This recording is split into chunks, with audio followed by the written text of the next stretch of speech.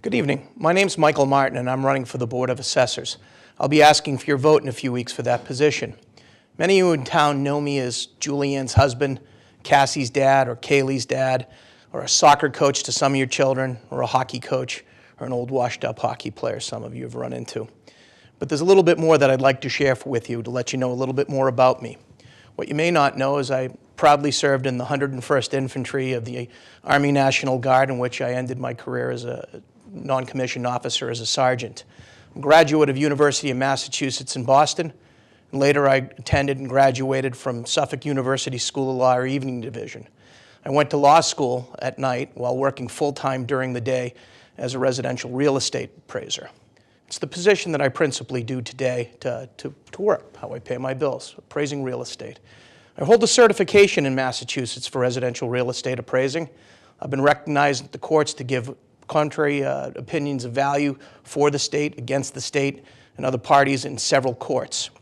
And it's my experience and education that I think distinguishes me from the other candidates who lack any experience and any wherewithal and have never done anything concerning residential appraisal, valuation, mass valuation, or anything of that nature. There are two competing interests here when one looks at an assessing office. The town derives its income from assessing and taxation of properties, and you as the homeowner, which is typically the most large purchase a person can make, their nest egg, their retirement, typically can't afford to pay any more than they have to.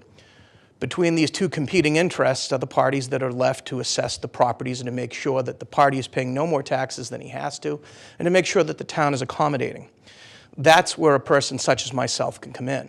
I have the experience, education, and background to make sure that you're not paying any more than you have to pay while making sure the town is being taken care of. Thinking of it this way, and most principally speaking, if my car was broken tomorrow, I wouldn't bring it down to the guy down the street that always wanted to fix cars and was willing to give it a go on my car. I'd want the experienced mechanic, the one that I would make sure that my family was safe, that I was safe, and all the other motorists were safe. That's principally what's at stake here today. I never wanted to be a politician and get engaged. When I looked around, I didn't like what I saw going on in my community. But having said that, I was always told that one gets the government they deserve. In that respect, I looked at a position that had need and something that felt that's something that I could give back to the community that's given back so much to me. It's for those reasons that I hope I earn your trust and your vote, and vote for me for the Board of Assessors in a few weeks. Thank you. If we haven't met, my name is Brad Randall. I'm running for a seat on the Board of Assessors because I've analyzed the challenges facing this department, both real and perceived. My goal is to provide equity and fairness on every transaction. No deals, no favoritism, just service. It's easy to point out problems and call things broken. It's a lot harder to come up with solutions. On the Board of Assessors, I'll work with the board to give the staff the tools they need to succeed, like extra training and education. It's fair to say that more progress has been made in this department in the past year than has been made in the past decade. This year, a great deal of progress has been made on personal property taxes. I understand why many are upset. For the first time this year, without much warning, many business owners and second homeowners got the first personal property tax bill they'd ever received in Kingston. It can be shocking when you get something you don't expect, like a tax bill. While the Board of Assessors should be dedicated to making sure there are no surprises, and I commit myself to that if elected, I've never met an honest business owner who didn't want to pay their fair share. For many years, because of an oversight at the Assessors Department, many businesses and homeowners paid little or no personal property taxes since town meeting adopted the tax in 2010. This created an upward pressure on our residential tax base, and homeowners were paying the difference. As a member of the Board of Assessors, I hope to build upon the progress that's already been made so our tax burden can truly be shared fairly and equitably. What we need to do is focus on communication and outreach. If we don't like tax laws, we can go to the State House and lobby for changes. However, as a member of the Board of Assessors, I'll commit to enforcing the law as it stands, because that's the oath I intend to take. As a longtime Kingston resident who is committed to growing old in this community, I'm all in on giving back to the town I love. As an Eagle Scout, I'm committed to holding this office with dignity, and as a man of faith, I'm committed to treating each taxpayer with the respect they deserve. Therefore, with all that in mind, I humbly ask for your vote for a seat on the Board of Assessors on April 27th in the town elections.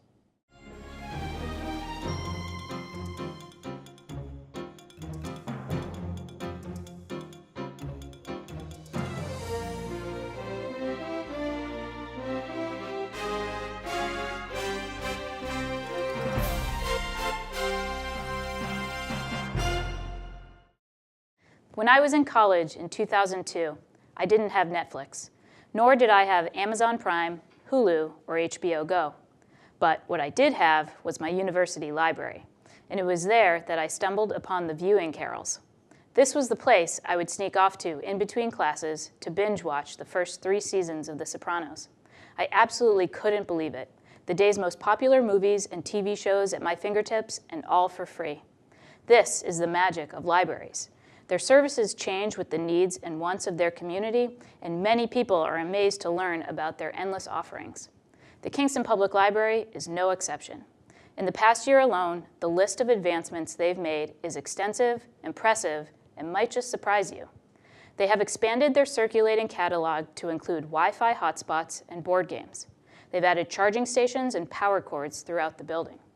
The unveiling of the new teen room has boasted virtual reality, video games, music recording software, and an endless supply of arts and crafts, including a button maker. Learning has extended across the street to an Apple Pencil drawing class at the Adams Building. And they have just kicked off a new true crime podcast club. All this is in addition to the myriad of other modern-day services our library provides: high-speed internet, discounted museum passes, author talks, and apps for checking out ebooks, audiobooks, movies, and music. Life is moving faster than ever these days, and yet the KPL continues to be there leading the way. As a candidate for Library Trustee, not only have I worked on many of these projects, but I hope to bring forth new ideas and help see them to fruition. Libraries have given so much to me, from Joan Enrique's storytime at the Adams in 1984, to my own personal viewing of Tony Soprano's crime-ridden story, to this month's Lee and Friends Puppet Time with my 3-year-old son. It's time for me to start giving back to libraries in my community.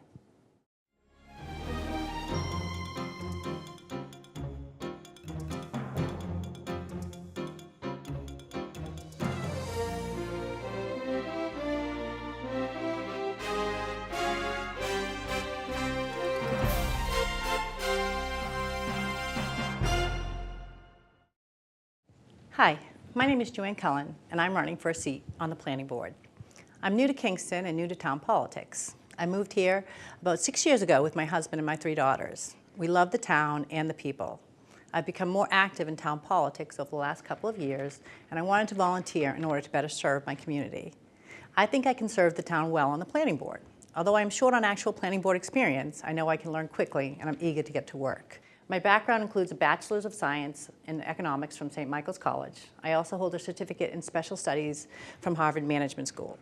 And I took classes toward a Master of Science in Computer Information Services at Bentley University. I've made a career as a PMI Certified IT Project Manager and have over 30 years experience managing large IT and business projects. I have excellent management and organizational skills. I'm a good listener and communicator, and I have strong problem-solving skills. All of these skills have made me a very successful project manager over the years, and I know that they will serve me well as a member of the Planning Board. The Planning Board reviews and approves site plans and subdivisions and ensures that all the new plans are in compliance with the Kingston zoning bylaws. As a member, I will work to encourage new growth to our town and vet the applicants to ensure that they are meeting our town standards and preserving our natural and cultural resources. Kingston has a lot to offer. I want to work with other town governing boards to bring commercial and economic growth to our town and build our tax revenues. I think we need to work with a broad range of business types: food and entertainment, retail sales, technology, medical and professional services, and yes, marijuana retail shops as well. New businesses will provide jobs, expand our tax base without increasing the tax burden of our residents. When we work together, we can find solutions, even amid different viewpoints, to make Kingston a better town.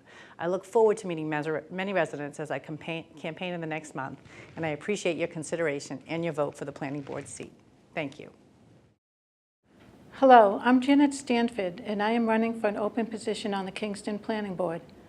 I have lived in Kingston for 12 years now, and I've attended every town meeting in the last 3 years except for one. This past year, I've attended Board of Selectmen meetings and Planning Board meetings.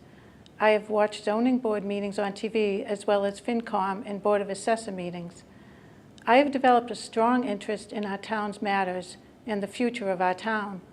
Because of this, I decided that I would like to be a member of the Planning Board. I feel I would be an asset to this particular board because of my educational background, my work experience, my sense of fairness, and my honesty. I have a bachelor's degree in the technology field, and my last position in this field was that of a systems analyst. After several years of working in technology, I decided to go to graduate school and earn a master's degree in psychology, and I am now working as a therapist. Being a systems analyst required me to be detail-oriented, analytical, and a good problem solver. Being a therapist requires me to be a good listener and to be very empathetic. If elected to the planning board, all of these qualities and skills will help me review housing plans, business plans, and any other type of plans while always focusing on what Kingston residents want for our town. Therefore, I would appreciate the opportunity to be your next representative on the Kingston Planning Board. I have set up a campaign Facebook page, so if you have any questions or comments, please contact me through that page. You can find a link to my page, Janet for Planning Board, on a post on the Town Locals Facebook page. If you would like to support my campaign, you can also contact me through this same Facebook page. I would appreciate your vote on April 27th so that I can work for you by serving as a member on the Planning Board. Thank you.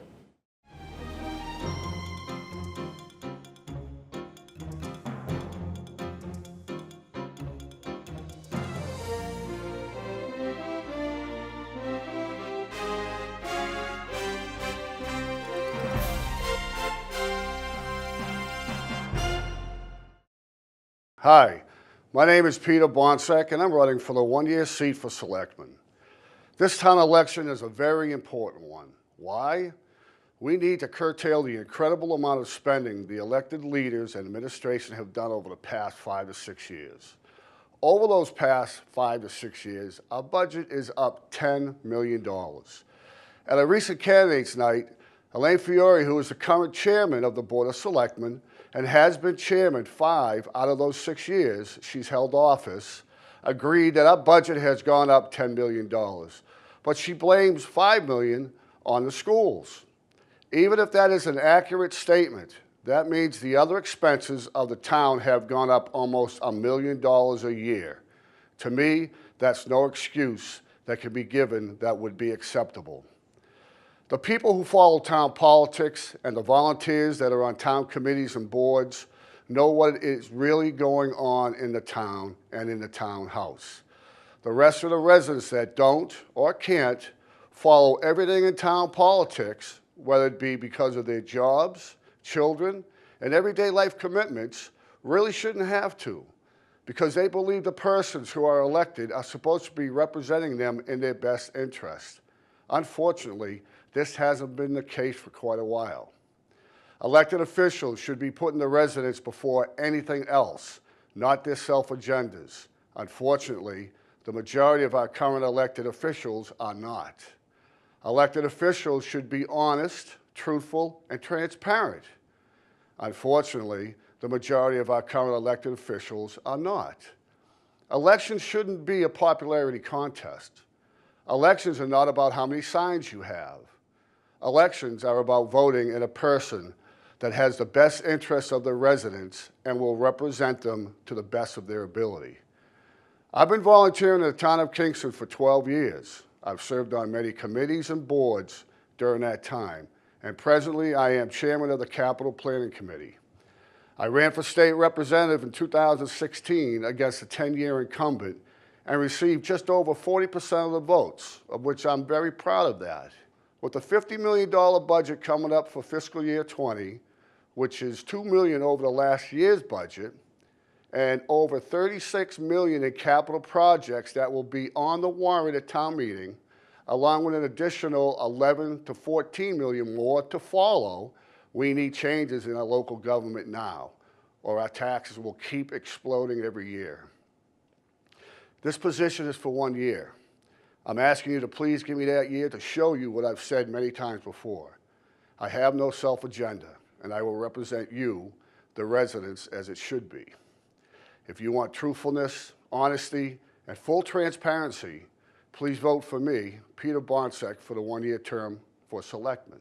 If you still want what we have been seeing for the past 5 to 6 years, out of control spending, bullying, and intimidation in the townhouse, no transparency, and nothing but self-agendas that are raising your taxes beyond sustainable, keep it the same and don't vote for me. Let's see how much longer you'll be able to afford to live in Kingston. Thank you. Hello, fellow Kingston residents. My name is Paul Dolan. I'm running to be your town selectman. I am a lifelong Kingston resident and also a business owner in town. I graduated from Silver Lake and went on to the University of Massachusetts Amherst to study electrical engineering. After college, I settled in Kingston, where I'm the proud father of 4 daughters who attend the Kingston school systems. For 13 years, I've been an appointed member of the Kingston Zoning Board of Appeals, of which the last 3 years I have been chairman. I have experience in being involved in Kingston town government. I love this town. I'm hoping that being a Kingston selectman, I can keep this town the model town that it is and the prestigious town that it has become. Please vote Paul Dolan for Kingston town selectman. Thank you for your vote. Hello, my name is Jess Kramer, and I'm running for the 1-year seat on the Kingston Board of Selectmen. I am running because I feel the need to give back to Kingston, which has changed my life since I moved here 4 years ago as a single mother with 2 young boys, Paxton and Wesley.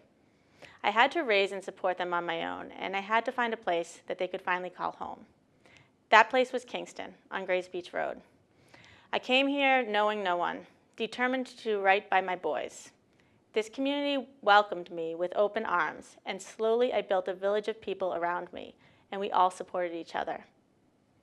So many have given so much to me, and this is my chance to give back as much as I have received. I am committed to serving this community for the long haul. Although I am running for a 1-year seat, I am not of the mindset that this will be a short-term commitment. Living at Grays Beach Park has taught me the importance of public parks, the cornerstone of our community, and has given my children a magical place to grow up. There is strength in our community as shown by our volunteers, who constantly come together for the greater good. We have all walked different paths, but they have all led us back to Kingston. My service on Capital Planning Committee has given me strong insight into the world of Kingston's financial planning. I've heard your voice. Kingston should be more affordable, all while maintaining the wonderful services we take pride in, like our police, fire, and schools. On the Zoning Board of Appeals, I saw firsthand the challenges facing this town with economic development. On the Board of Selectmen, I will be focused on showing Massachusetts that Kingston is open for business, so we can finally lessen the burden on our residential tax base. Kingston is such an amazing community, and it is because of all of the different people that live here. Our love for our town bridges our individual differences and joins us in a common cause, to create the best town for ourselves and our children. I embrace the different points of view we hold as neighbors, and I have grown from learning about the paths walked by others. In today's society, we are too eager to divide. When we search for enemies, we are pulled apart, and we are all weaker because of it. I believe that the role of a leader is to unite, to collaborate, and to inspire. Allies listen, and they set aside self-interest for something bigger, community. With that in mind, I humbly ask for your vote on April 27th for the 1-year seat for Kingston Board of Selectmen. My name is Elaine Fiore. As your selectman, I strive to serve as a good steward of our town for present and future generations, and will continue to do so. I have worked with and through others to resolve problems and implement improvements timely and effectively. My continuous involvement and experience allows me to make sound decisions. I will continue to be respectful to others while sharing competing ideas so we can achieve mutually beneficial results. I have demonstrated these qualities by working with the Secretary of Housing and Economic Development and Senator DiMacedo to secure a $3 million Mass Works grant. I have resolved long-standing issues with Plymouth, thus allowing us to work together to develop William Gould Way for future development in Kingston. I have worked with many of you on projects such as the elementary school playground and the Girl Scouts Sea of Flags at Town Hall each Memorial Day. I have listened to your input while serving on the Master Plan Committee, mapping out our future. Implementing the master plan is a priority, so we enhance our community and attract residents and businesses, ensuring we have adequate, affordable housing for young adults and their families, as well as our seniors who wish to downsize and stay in our community. I will continue to pursue revenue opportunities through grants, cost efficiencies, and thinking outside the box to ease the tax burden while maintaining services. This includes supporting current and new businesses, leasing town-owned land, and solar arrays on the capped landfill. At Town Hall, as promised, administrative staff is now being shared between departments, providing employees with more opportunities for professional growth while reducing town expenses. The Grays Beach Restoration Project is an example of department heads being empowered to work collaboratively, planning and executing a complex project to improve a vital town asset. I'm encouraged for Kingston's future because of the many hard-working and dedicated employees and volunteers who serve in many capacities. I have the knowledge to lead us towards a bright future that will include more economic development, continued fiscal responsibility, and a greater sense of community. I pledge to continue to be professional, provide positive and strong leadership, while continuing to demonstrate the integrity you expect and deserve. Your vote for me on April 27th will allow me to utilize my experience and dedication to work with all of you to continue to improve our community. I would appreciate your support and vote on April 27th so I may continue as your selectman. Thank you.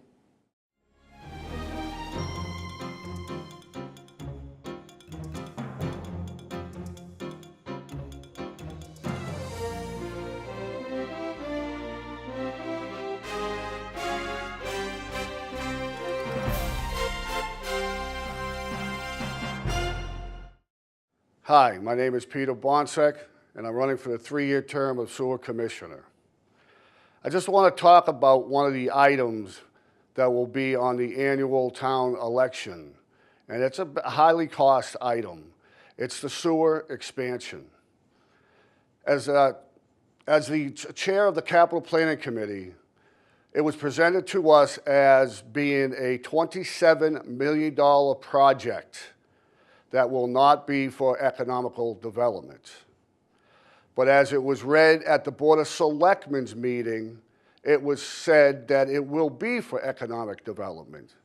So right there, we need to find out if it is or isn't. Now, the cost is started out at $27 million. The town has $3 million grant already awarded to it. They have applied, the town has applied for another $3 million grant, but hasn't been approved yet, and we don't know if it will be. Then they are applying for a federal grant, $3 million, but hasn't been started yet. So even if we took off all $9 million, brought it down to $18 million for the project to be expanded, we're being told that it'll only be done, paid for by the residents and the business owners that will use it. It will be no cost to the other residents of the town. My question is, and I believe should be yours, that somebody has to pay the initial cost. The initial cost, if it's $18 million, I can't see how the residents who want more capacity or businesses that want more capacity can come up with $18 million to pay for it. So I suggest that you do some research on this and don't let this go because it's something that is not needed at this time. And it will wind up being a cost to the town if it gets voted through. On April 27th, I would appreciate your vote for Sewer Commissioner because I will make sure that whatever is done with the sewer department, it will be done in a very economical way. Thank you very much. My name is Elaine Fiore, and I'm asking for your vote to continue as a sewer commissioner. This year, we have been working on 3 different initiatives. We started with an inflow infiltration analysis to identify any ground or stormwater flow that may be seeping into the sewer lines. The final report indicated minimal seepage into the system, which is worth noting because the infrastructure is almost 20 years old. We are in the process of renewing our groundwater discharge permit. The permit outlines the amount of flow that can be discharged to the leaching fields, the level of treatment needed before discharge, and the frequency of testing. We must adhere to all the parameters specified in the permit in order to operate the facility and continue to be compliant with the Department of Environmental Protection.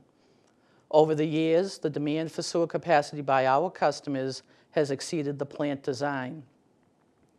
Property owners are interested in improving their homes, businesses are looking to expand, and developers are ready to provide housing and create business opportunities in town.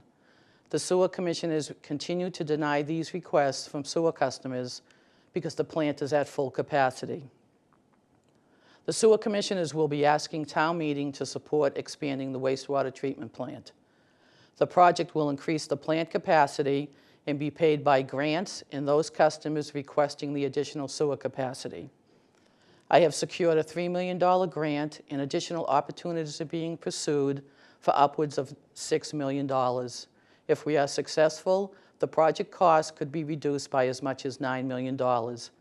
Add to that the approved low-interest state loan of 2.4%. Town meeting will have the option of purchasing additional capacity for town-owned properties currently on the sewer line. Any future development or expansion at the Town Hall complex, the Reed Building, Adams Center, Harbor Master's Shack, Kingston Schools, and vacant lots on Maple Street and River Street will be impossible without a plant expansion. The sewer line would be extended to include properties near Kingston Collection Way and Marion Drive to the commuter rail station. The sewer line may be extended from Sunshine Gardens to the Duxbury line if there is interest at that end of town. The purpose of this project is not to bring the sewer line to the rest of the town. The sewer line is not being extended down Route 106 Wapping Road. The sewer line is not being extended down Route 27 Pembroke Street. The wastewater treatment plant expansion will not move forward unless capacity has been sold to fund the debt. That is my promise to you. I would appreciate your support on April 27th so I may continue as a sewer commissioner. Thank you.